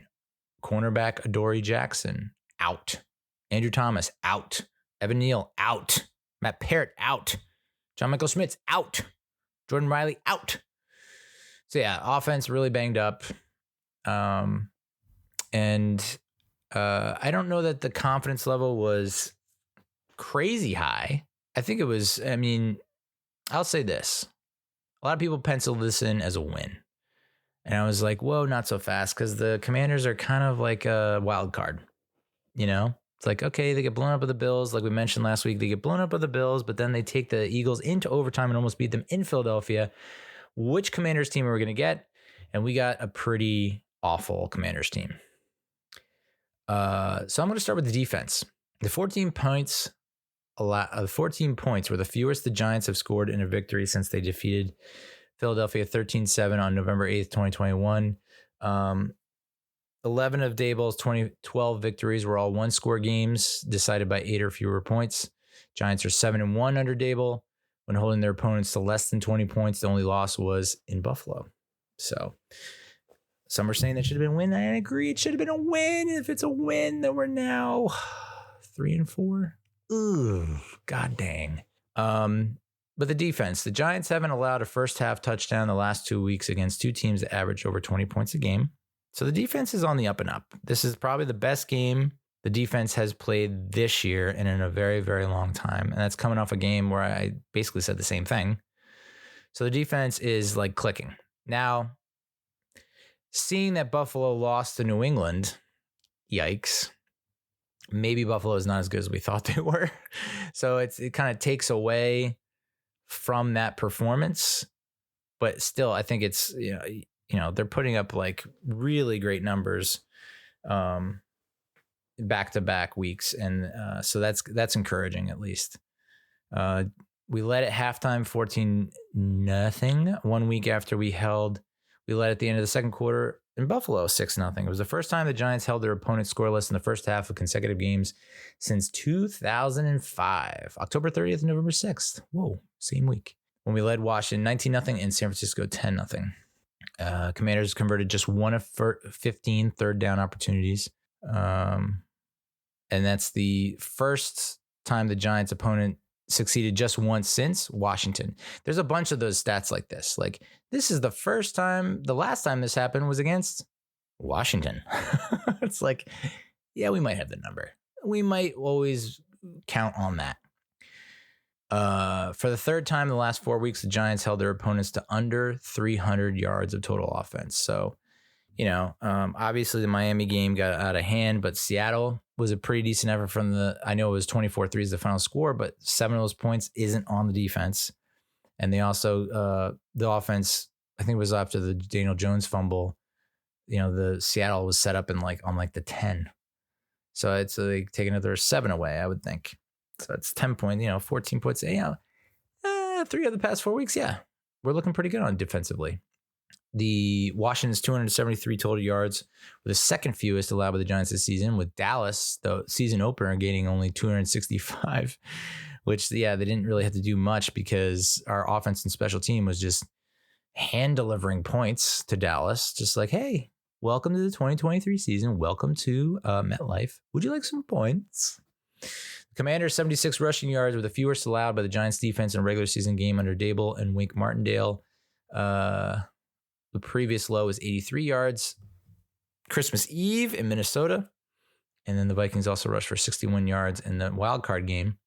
Washington's 14 first downs were the second fewest by a Giants opponent in 2023 when Seattle had 13 on October 2nd. Another game we probably should have won. God damn, we could be 4-3 right now, huh? Seattle, a winnable game. I know the final score doesn't say it, but Buffalo, a winnable game. Giants had 5 sacks. Entering Sunday was the lowest in the league, the fewest in the league, and they recorded 6 sacks. 5 in the first half, tying their highest total under Dable. They had 6 in a win against the Bears last October when they are also wearing the legacy uniform. I'm seeing a lot of people wanting to go back to the legacy uniforms, and it's hard to argue. A lot of times people throw out uniforms like, oh, this is fresh, this is clean, this looks drip and da-da-da swag. And I'm like, yeah, but we legitimately suck. Like, our records are awful in the red jerseys. We've never won in the red jerseys. In the color rush, like, we've never won in the color rush. Like, maybe let's just pause on that. But the home legacy uniforms, we typically win in. So let's bring them back. The only team that has allowed more sacks than the Giants are the Commanders. Were the Commanders. So it's it's nice, for sure nice, that the defense has awakened and has put on a performance, and the pass rush appears to be back. But it is against Washington, who has a worse offensive line than us somehow. I don't know how that's possible. Dexter Lawrence, Sexy Dexy, tied his career high with 2 sacks for losses, totaling 17.5 yards. He had 1 solo and 2 half sacks. He also had 2 sacks against the Bears last season. Dexter Lawrence generated team high 8 pressures against the Commanders, his most pressures in a game since week 10 of 2022.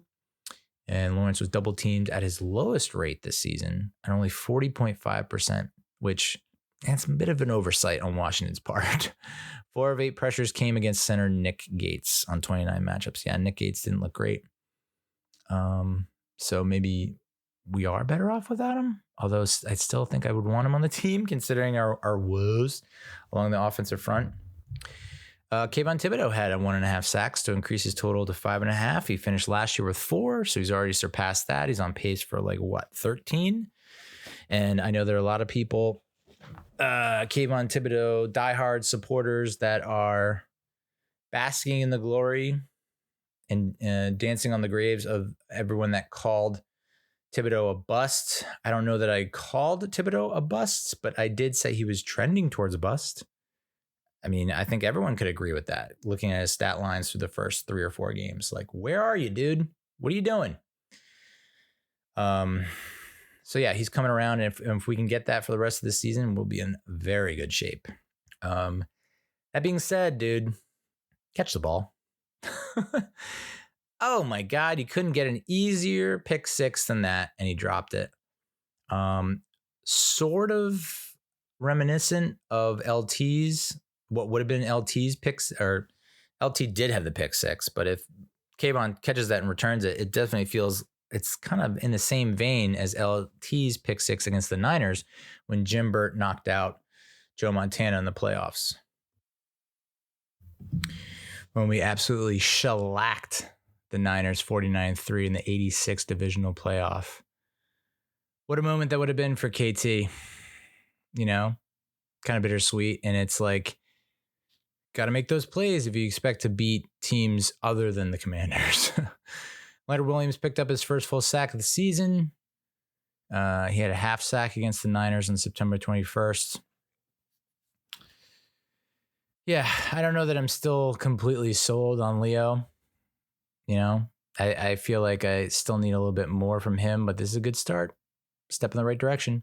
And Bobby Okereke tied a season high with 11 tackles, 7 solo. Led the Giants for the 4th consecutive game. According to Next Gen Stats, he recorded 15 quarterback rushes against the Commanders and picked up a pressure on 4 of them with his 26.7% quarterback pressure rate. Led the team. Made his presence felt in the run game with 8 tackles on 19 total run defense snaps. No other Giant had more than 4 run tackles. So continuing to earn that contract. What a turnaround it's been for Bobby Okereke. And maybe it really is just a case of, just getting used to the system, getting familiar with not only the scheme, the plays, the calls, but your teammates. And I think him and Micah McFadden, a good 1-2 punch. Micah McFadden, 89.8 PFF grade versus the Commanders, which is first among all linebackers in week 7. And, PFF questionable at best. But, my God, I think we found our interior linebacker core. All this time we'd been searching, guys right under our nose. So yeah, I mean, if the defense can play, I'm a broken record at this point. Very, very encouraging, and this defense is going to carry us. It has to carry us because the offense can't. So if we're going to win ball games, the defense has to play on this level, which is it tenable? I think if you can keep guys healthy, yeah, for sure. I think if you were to put us up against Miami again, are we going to give up as many points? Oof. Can we play at MetLife this time? I just, and then, Miami goes out to Philadelphia and loses by 2 scores. So, but it did look like it was going to be more of a ball game towards the third quarter where they came within a score. They got that pick 6. Meh. But yeah, defense looking strong, down to get the friction on. Wink pulling some wizardry out of his hat, some sorcery. And again, it is the Commanders. The Bills have been struggling. The Seahawks were banged up. So you could make you could make the argument that the Giants defense hasn't turned a corner and that we've just been playing some favorable offenses. That being said, I mean, we'll get to the remaining schedule in a bit, but it's a couple favorable matchups coming up down the pike. So let's turn our attention to the offense. The Giants were outscored in the second half 7-0. This was their first victory in a game in which they did not score after halftime since September 2008. I believe that was the season opener when they won 16-7 against the then Redskins in a home game. I believe, was that the game that Brandon Jacobs truck sticked LaRon Landry? I believe so. That was like coming off the Super Bowl win. Yeah, possibly. Giants have not scored a second half point in 3 home games. Oh boy. Here we are, so worried and concerned about the first half production and scoring output and whatnot. And it turns out, second half, not much better. We got to just score more points. And, we were en route to put the game out of hand and to score in the second half before Barkley fumbled, which rare occurrence. Tyrod Taylor completed 18 of 29 for 279, 2 touchdowns, 1 to Waller. A really sweet pass up the seam on third down, which I think a really sweet pass up the seam that was reminiscent of, some are saying Eli to like a Larry Donnell up the seam. I'm thinking more of a Phil Simms to Mark Bavaro type situation. Regardless, a third down that we probably shouldn't have had. Thanks, Riverboat Ron, for accepting the penalty. But beautiful pass. Like, didn't have to thread the needle too much, but still, it was nice to see. And then his second touchdown pass is Saquon Barkley. Stepped up, evaded the rush. Good ball. Like, that's a case where you're on the run and you could very easily not throw that ball accurately. And yet he did. And Saquon did the rest. No interceptions yet again. He has not thrown an interception in 80 attempts, making him one of 9 quarterbacks who did not throw a pick in their first 80 passes of the season. Passer rating 116.9. He was sacked 4 times, although it didn't necessarily feel like it's a different vibe, different feeling. It didn't feel like a 4-sack game. I don't know. Again, he makes it look like he's getting pressured, but he doesn't look pressured. I don't know. He's just a smooth dude. I keep saying it, but he's also the first black quarterback to start and win a game in New York Giants franchise history. So congratulations to Tyrod Taylor for making history. And he looks good in those threads, man. He looks good playing. He's back to the similar performance as what he was putting up with Buffalo when they went to the playoffs. So it's just nice to have him as our backup. We talked a lot about quarterback controversy. The last quarterback controversy the Giants had was Phil Simms versus Jeff Hostetler in 90, 91, 92. And I was a Phil Simms guy. Was and still remain to this day a Phil Simms guy. So that was tough. Seeing Jeff Hostetler, it was like I begrudgingly forced myself to cheer for Jeff Hostetler in the playoffs, and obviously when he won the Super Bowl. But it was like, because I was such a diehard Phil Simms fan that I couldn't just enjoy the team's success. That being said, I was 10, dude. I was 10, and looking back on it, it's like I wish I would have appreciated and had been more grateful for Haas than I was. But it was like, this should have been Phil's Super Bowl. This should have been Phil's playoff run. This should have been Phil. And it's like, well, your team's still winning, and it's pretty cool, and embrace it. So, yeah. So I that was a long ass quarterback controversy. It lasted for so goddamn long, and it does a number on the fans' psyche for sure. And then I can only imagine what it does on the psyche of the team, not really knowing who you're dealing with week in, week out. So I still don't think we're in that territory yet. There are a lot of it's Tyrod's been playing with Saquon. Daniel Jones was not really playing with Saquon after the Arizona games. As much as people like to downplay Justin Pugh, like people either, we're fanatics. I get it. We're not level-headed. You either think that Justin Pugh has sparked the renaissance for the offensive line, or you think that he has nothing to do with it and he's just as bad as all the rest. But the offensive line play has improved, and Tyrod Taylor has benefited from it. So I think, if Jones is healthy, which they say he is, even though he's not cleared for contact. So it's like, how can you be healthy and not cleared for contact? You know what I'm saying? If he is cleared for contact, if he is healthy, if he does play against the Jets and stinks, there we go. At that point, it's like, boy. So, but I don't think that's going to be the case. I think you're going to see a different Daniel Jones against the Jets. Now, would I be extra cautious? I'm leaning towards being extra cautious. And it's like, if he's healthy, great. And if he's cleared for contact, great. But, would it hurt to get one more week of rehab and rest and all that stuff? Do I have the confidence in Tyrod Taylor to go out there and beat the Jets? Yeah. This is the beauty of having a good backup quarterback.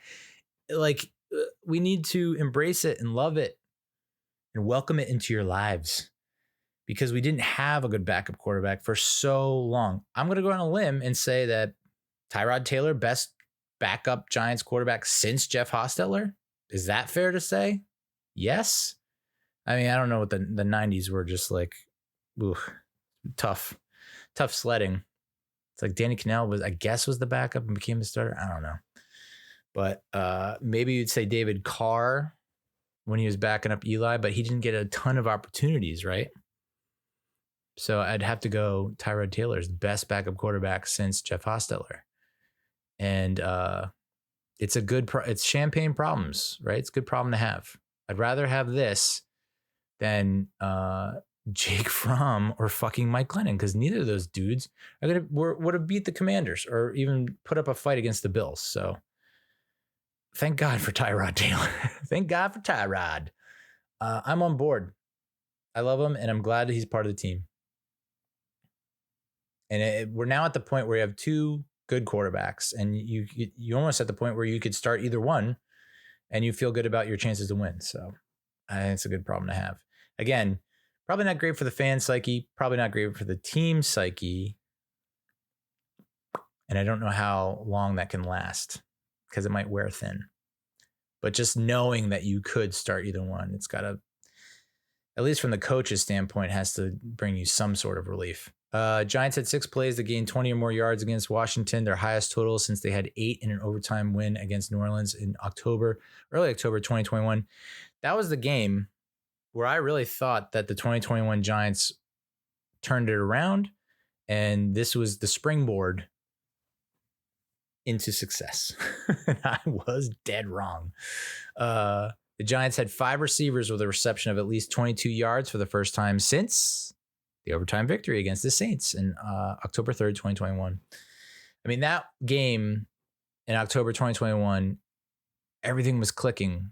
Not the whole game. I think it was the second half, maybe in the fourth quarter. But it was like Galladay's getting involved, Kadarius Toney, Saquon Barkley, Shep. I mean, it was like everyone's getting involved, and it was like, oh my God, our offense is unstoppable. Like, if this is what our offense can do and can be, we're going to Super Bowl. And no, not even close.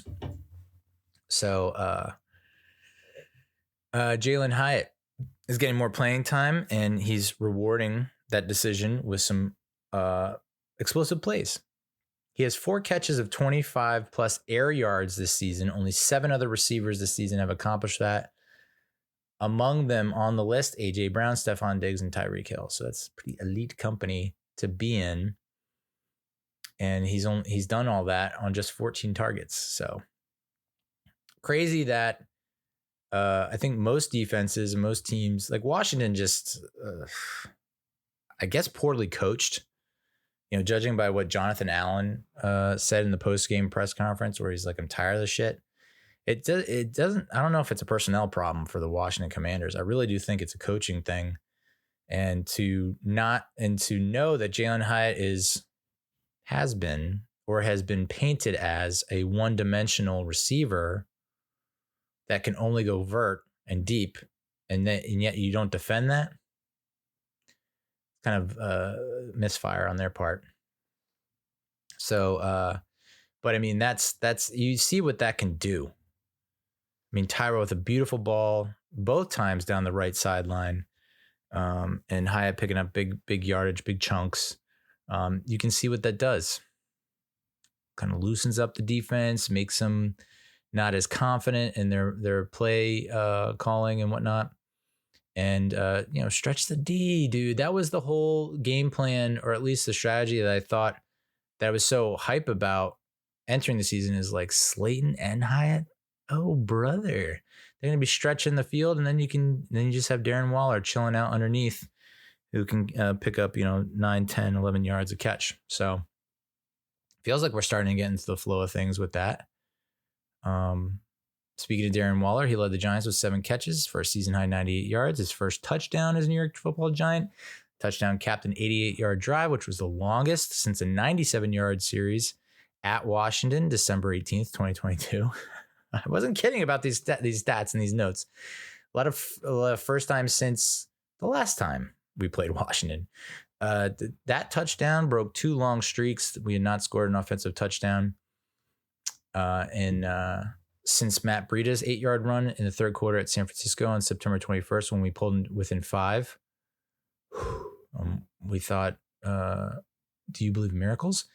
And we went 220 minutes and 42 seconds of game time, 14 quarters, 38 possessions, 252 plays between offensive touchdowns. And it was even longer than that for a passing touchdown. You want to talk about California drought of epic proportions. That's a drought and a half times 5, bruh. Saquon Barkley, he led the Giants with 77 yards and 21 carries, added 3 catches for 41 yards.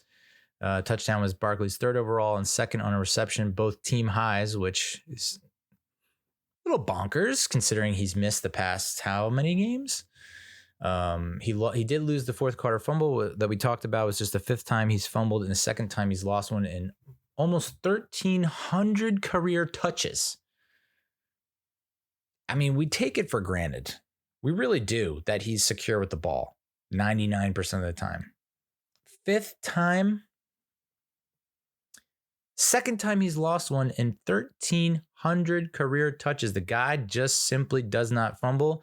So honestly, I'm not going to get on him for this, especially considering the fact that he took a hit, I want to say earlier in the game when Cody Barton was still in the game, because I think Cody Barton left with an injury. I think it was on that same play where he knocks Saquon out of bounds and Saquon comes up kind of shaking his left arm.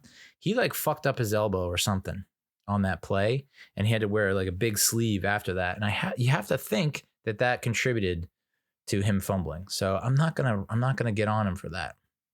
I'm not gonna overreact to that. Sorry. Not sorry. Barkley has the fewest fumbles among the 12 active players who have handled the ball at least that many times. So Giants had 5 different starting offensive line combinations, tied for the most in the NFL entering week 7. And that's a major reason for the woes, right? It's the durability factor. You look at like the probably our best offensive line ever ? With David Deal, Sean O'Hara, Rich Seibert.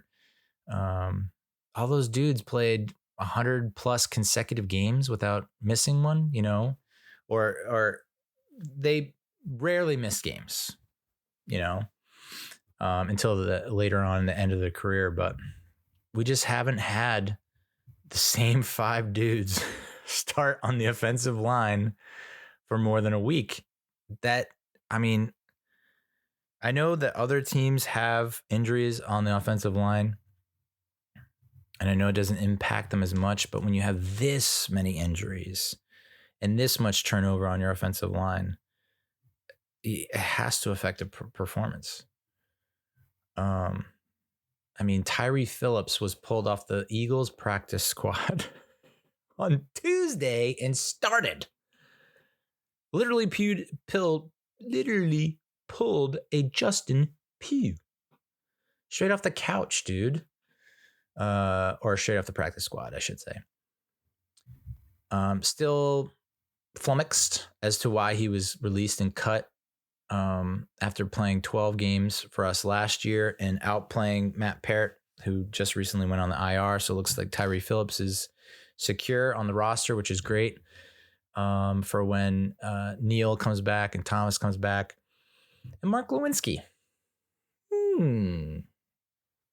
We shredded this dude, said we want to run him out of town, and for good reason. He was atrocious, lost his job, and then was forced back into the lineup due to injuries.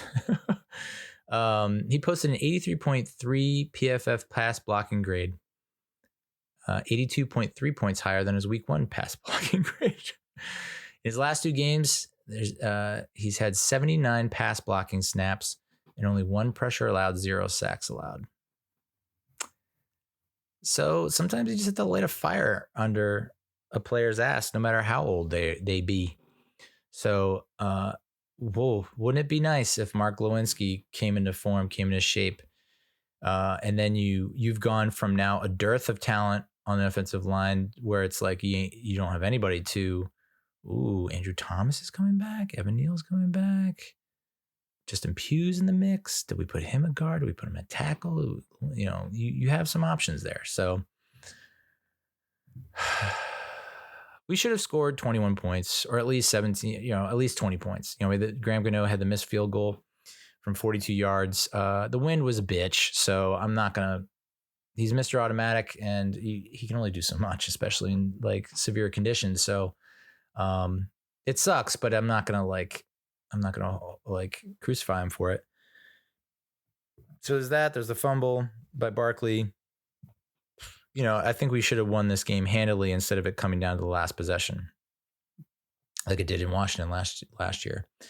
Leonard Williams blocked Joey Sly's 27-yard field goal attempt in the fourth quarter. It was our first block since October 15, 2017, when Kerry Wynn blocked Brandon McManus's 53-yard try in Denver when we upset them 23-10. It ends the NFL's longest active streak of opposing field goal attempts without a block. It's the first block of his 9-year career. Huge. So yeah, Leonard Williams having a little bit of a second wind, looking like maybe he's coming into form. I thought when they rattled off the stat on the broadcast that they were going to say that the last blocked field goal was the JPP blocked field goal. The last Giants player to accomplish the feat of having a field goal block and a sack in the same game was JPP, Jason Pierre-Paul, at Dallas on December 11th, 2011. Not only a game-saving block, a season-saving block. JPP had 2 sacks among his team-leading 8 tackles, and his block of Dan Bailey's 47-yard field goal attempt with 1 second left to preserve the Giants' 37-34 victory. I mean, that was the beginning pretty much of like, oh boy, here we go. We got this. We're unstoppable. It's 2007 all over again. Giants used 3 punt returners.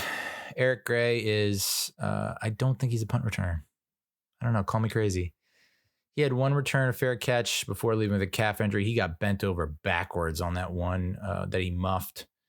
Got replaced by Sterling Shepard, who then gained 10 yards on 3 runbacks, but muffed a punt in the third quarter, leading to Washington's only touchdown. So everyone's saying, Shep's not doing anything. Throw him back there. Maybe not. And then Darius Slayton was called on to return punts for the first time in his 5-year career and had 1 fair catch. And he got a nice little Brooklyn Bronx cheer, sarcastic cheer. We had 8 punts. It was our highest total under Dable. Previous high was 7 in a 2002 home game versus Washington that ended in 2020 tie. Kind of a side note, we went to the playoffs that year, correct, under Fossil. That was the when we lost the 49ers in San Francisco, biggest blown lead in the playoffs in franchise history. 1997, we tied with the Washington Commanders and we went to the playoffs. We won the division and went to the playoffs. And then 2022, we tied with the Washington Commanders and went to the playoffs. So I'm okay if we tie them next time in Washington. Feels like a good omen. Dory Jackson was inactive for the first time this season with neck injury, which he sustained last week in Buffalo, which is odd because he came back into that game. So crazy that he's allowed back in that game, not allowed to play in this game, reminiscent of Daniel Jones when he suffered the neck injury. So I'm like, people are like, we're going to get a Dory back. And it's like, we're going to get a Dory back. Like, I don't know that he's that much of an upgrade anymore. Trey Hawkins got the start over Jackson or for Jackson. He's played just 25 defensive snaps in the previous 3 games after logging 148 in the first 3. So yeah, quite the fall off from Trey. So with the punt return issues and the problems, and that's the Giants Commanders recap. You're welcome.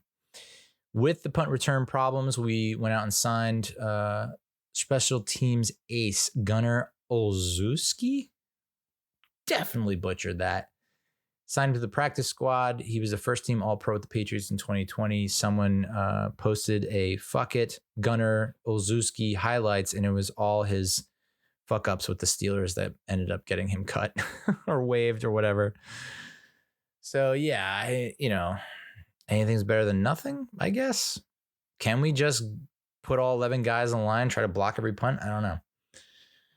With Eric Gray's injury and Gary Brightwell also having a hamstring injury, we went out and signed running back Jashawn Corbin from the I think Carolina's practice squad. And then we also signed outside linebacker Justin Hollins to the practice squad, which is kind of interesting. And then we claimed running back Deion Jackson off waivers from Cleveland, which they're having all kinds of running back issues over there. They lost Chubb for the season, and then what's his face? The guy I have on my friggin' fantasy team, Ford, is now doubtful. So now they have Pierre Strong. I think he's now starting. All right. Let's preview the Giants versus Jets game. If you prefer to call it the Snoopy Bowl, I kindly ask you to leave. This game is taking place on Sunday, October 29th, the Halloween game. 1 o'clock start at MetLife Stadium, formerly known as Giants Stadium. No big deal. Jets are favored by 3. Over-under is 37. That's a low total, but I honestly still would take the under. And -3 Jets, I guess. I mean, they did come close to beating the Chiefs. Probably should have beat the Chiefs, beat the Eagles. The defense is just on another level right now. They're leaders in the clubhouse for the Jets. Zach Wilson is throwing for almost 1,100 yards and 4 touchdowns. He's looking, I guess, better than a lot of people would have thought or expected. Garrett Wilson, their offensive rookie of the year last year, 32 catches, 369 yards, 2 touchdowns. Breece Hall, who probably would have been the offensive rookie of the year if he didn't get hurt, 66 carries for 426 yards and 2 touchdowns. So Breece Hall is a problem. Garrett Wilson's a problem.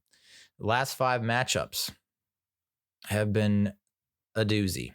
November 2019, we lost 34-27. December 2015, we lost 23-20. That was the backbreaker. That was last second field goal from I don't know how far out. I think it was like 50 some odd yards with the dagger. Prince Amukamara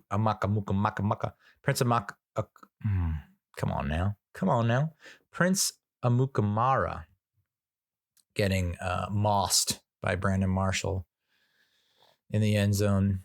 That felt like a very winnable game that we lost in the last minutes, which was a common theme in 2015 with our defense. And then Christmas Eve 2011, who could forget? We beat them 29-14. Of course, the highlight from that game that we see every year is Eli throwing the Victor Cruz. We were on our own one. Eli throws the Victor Cruz out on the outside the numbers. Short pattern. And then Cruz takes it to the house. And then November 2003, the Kerry Collins led, I believe this was Kerry Collins, led Giants beat the Jets 31-28. So we lead the all-time series 8-6, which we went from like the most played all-time series against Washington, where it was like 110-74-2 to 8-6.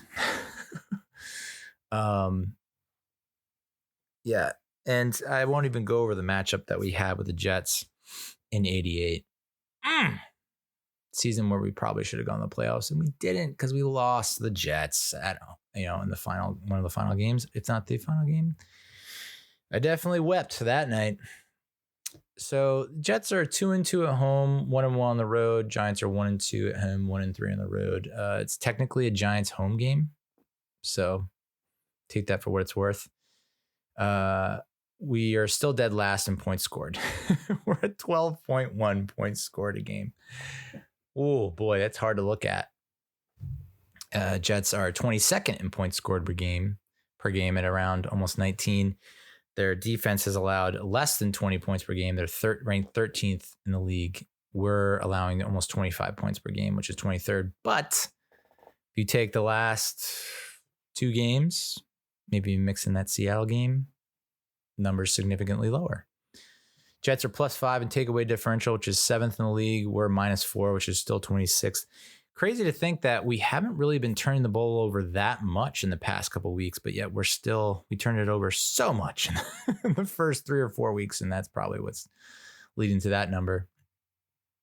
And then Jets are dead last in passing yards per game at 32nd.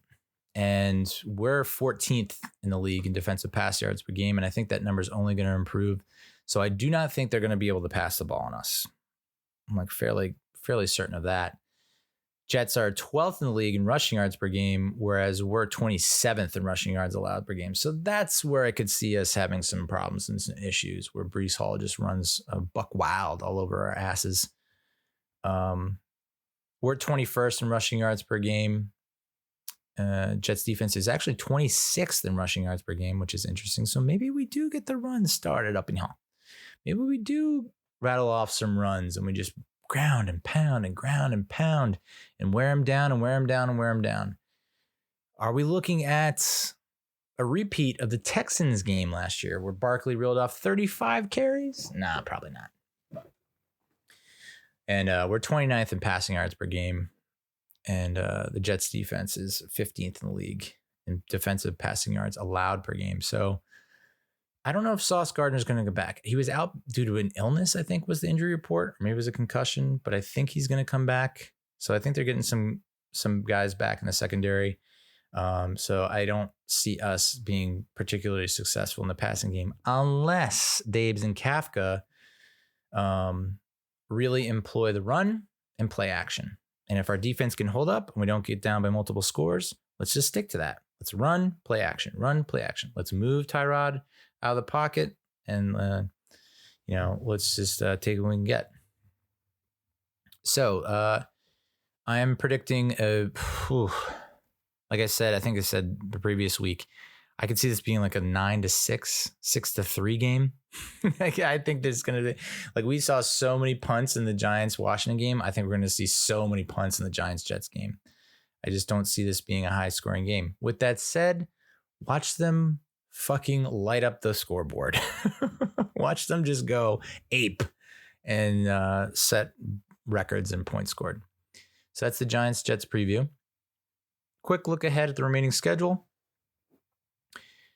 If we do extract a dub against the Gangrene, we'll be 3-5. And we have the Raiders in Vegas. Afternoon game, Sunday, week 9.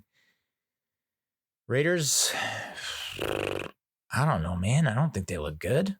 Just got blown out by the Bears. Bears were playing their backup quarterback. What was his name? Bajent. Dad's an arm wrestler. Justin Fields wasn't playing, and they put up 30 against the Raiders. So Brian Hoyer was starting. I don't know what Jimmy G's situation is, but you got to feel like we get a pretty good chance to get a dub there. Then we're playing at Dallas on November 12th. And, what more can you say about the freaking Cowboys and the lack of respect they have for our organization from head to toe? From the CEO and the owner to the janitor, they spit in our soup. And who knows? Hopefully, I mean, if I'm Dabes, I put on the tape from the season opener, and I specifically like if they have any shots of the Cowboys laughing and just mocking and ridiculing us, fired up. And it doesn't even have to be from the season opener. It can be from the last 11 billion times we played them and how they just laugh in our face every friggin' time. Play that. Get as fired up as possible and stick it to them. Like, I don't even think the Cowboys should have beat the Chargers. I think the Chargers bungled that one. So I want to see. I just want to see competitive football, I know that on part of my take, they say, like, don't say must compete. It's a must compete. If we really think we've turned the corner, we turned the page, we're on the up and up, you got to take it to them. To the clock hits zeros, all zeros. Really make them earn it. This, hey, would you like some points? We're giving away points. And then we go to Washington, face the Commanders again. Now, that's probably a win, but it's never easy, and it's gonna be. I'll have some heart palps for sure. It's definitely going to be nerve-wracking, and not great for my state, mental, physical condition, anything like that. It'll come down to the end yet again. Hopefully it'll be a clean victory and we won't have to worry about any asterisks. And then we had the Patriots, which before the Buffalo game, I would have said we're going to steamroll them. And now it's like, does Buffalo suck? Is New England back? Tough to say, but you gotta feel like that's the one. So if we can get to 500 by the bye week in week 13, it's right there for the taking. Here's your shot. Here's your opportunity. Here's your chance. I mean, you can see what happened to certain teams when injuries happen. San Francisco loses to Minnesota on Monday night because they were out without Deebo Samuel and they were without Trent Williams. A star player and a star all-pro left tackle. Sound familiar? We didn't have Thomas. We didn't have Barkley. So if we, once we get healthy, it's like if we get all our injuries out of our system in the first half of the season, I'll take that in a heartbeat. It's not how it starts, how you finish, bro. It's a long season. So that's the Giants. And then I'll quickly end the pod with my thoughts about the MLB playoffs. Both championship series are now finito. Rangers advanced the World Series beating the Astros. Thank God. Scherzer did not look good in Game 7. I think he lasted 4 innings. Luckily, the offense showed up and put a whooping on the Astros pitching staff, putting up like 10 runs, I think it was. So very happy to see the Rangers in the World Series and not the Astros. I'm not the kind of Mets fan that wishes ill upon Scherzer or DeGrom. Now, does it feel good to see them struggle and not flourish? Continue to struggle like they did with the Mets. Like, there's a part of me that's like, I don't hate that. It's like, but in the same breath, I say that I am happy for Max Scherzer and I am happy for Jacob DeGrom. For the Mets fans saying, it pains me so much to see DeGrom win a World Series ring in his first season with the dude. Regardless, like he deserves a ring. I don't want him to be the Dan Marino of Major League Baseball. He deserves a ring from how he's pitched, both in the regular season, in the playoffs. If he just stayed healthy, but I want to see him get a ring. And Scherzer. I mean, I don't know that we grew that attached to him in his year and a half with the Mets. I don't think he ever really consistently played up to the expectation level that we had for him. I guess more so in 2022 than 2023, but it kind of feels like he's cooked, right? Kind of feels like he's done. I think if it were like 95% of other players, I think they would retire after the season, especially if he wins the World Series. But it's Max, and I think he's simply mad. And I do think that even if he does win a ring with the Rangers, he's still going to try and start next year. And then he's going to get pissed when people are like, what do you think about the bullpen? So I'm not the Mets fan who's going to sit here and say, no, I don't want Scherzer and DeGrom. I'm not going to stew about it. Like, yeah, they're both great pitchers. And it's especially with DeGrom, I'd love to see him get a ring. Now we move on to the NLCS. The Arizona Diamondbacks. We're down 3-2 to the Philadelphia Phillies.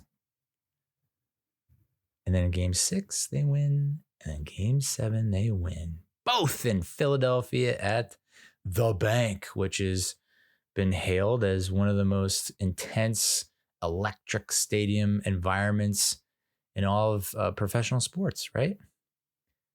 Interesting that in Game 6, the Phillies were down 4 runs, maybe 5. I think it was 4. And fans were leaving in droves out of the stadium. I don't understand that. And that's a major bad look for the city of Philadelphia, being a sports town, to pay out the ass and to not even see it through to the end. Shame. And then to come out in Game 7 and not get it done. What's weird is I looked on the broadcast. There was a graphic that said this is the first Game 7 in Phillies history. They must have meant I think it was the first Game 7 in Phillies history. And so far the record 0-1. So very happy to see the Phillies eliminated. And now I can actually relax. I don't have to worry about another Philadelphia team putting me through the ringer and potentially winning a goddamn championship, because I can't take that anymore. Not good. So very happy to see them go down in flames, dude. 3-2. Oh, so close. And the Diamondbacks, what the fuck? What the actual fuck? I mean, they're literally the Phillies from last year, pretty much. I mean, Paul Sewald is their closer. Former Met, was with the Mariners. 34 of 39 save opportunities. I didn't realize he was on that. He was on that kind of level, but the Mets owned the Diamondbacks this year. So it's safe to say whoever we own, quote unquote, next season is going to the World Series, because we owned the Phillies in 2022, went to the World Series. We own the Diamondbacks in 2023. Hey, they go into the World Series. So Diamondbacks versus Rangers. Now, big question. As a Mets fan, who are you rooting for? Are you pulling for Tommy Pham, who essentially threw like pretty much everyone under the bus when he left? Although it was like, maybe that was needed in a weird way. Like, maybe you do need to call out a lot of players on this roster to be like, hey, step it the fuck up. So maybe we do owe him a debt of gratitude. Sewald, obviously, I don't think Sewald's too pleased with what happened with the Mets in his time here. So I know he's had some not so great words for the Mets organization, but I don't know about Mets fans. And then Rangers, we talked Scherzer and DeGrom. Do we want to see them get a win more than Tommy Pham? DeGrom, yes. Scherzer, probably not. Who am I pulling for? D-backs or Rangers? Ooh. I mean, the D-back, I love a good underdog story, and the D-backs are like one of the biggest underdogs of recent memory. So I'm leaning towards the Diamondbacks, but I'm not going to hate if the Rangers win and DeGrom gets a ring. I'm going to be happy for him. And, as Mets fans, it's like,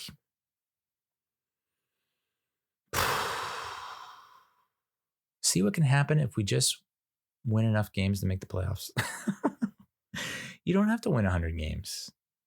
Just win like 85 to 90. 90 seems like the magic number. Pretty much all the teams in the LCS, excluding the Diamondbacks, had 90 wins. The Diamondbacks had like 86, 87 wins, which is, it just drives me nuts that this playoff format was not in place in the late 80s or even the 80s in general. Because can you imagine how many times Mets teams would have probably gone to the World Series? I mean, there were a lot of seasons where they were winning way more than 90 games. I mean, there was one season they won 100 plus games and didn't go to the playoffs because it was like, it's just the National League Division pennant winner and the National League East pennant against the National League West pennant winner. And that was that. So if we revert to the old school playoff format, you'd have Braves versus Dodgers, and then you would have, I don't even know what it was in the American League. Orioles. I forget who the other team was, but yeah. So that's the episode. Thank you so much for listening, for letting me inside those sweet ears of yours. And also, thank you for taking me in with your eyeballs. It means a lot. And Halloween weekend coming up. I'm probably going to dress as Jasmine. Jasmine from Aladdin. I'm probably dressing as her pet tiger, Rajiv. Raja, because my daughter is going to be Jasmine. And then this weekend, whole slew of activities planned. Not necessarily Halloween related, but should be fun to tell you guys about next time. So with that, adios, muchachos.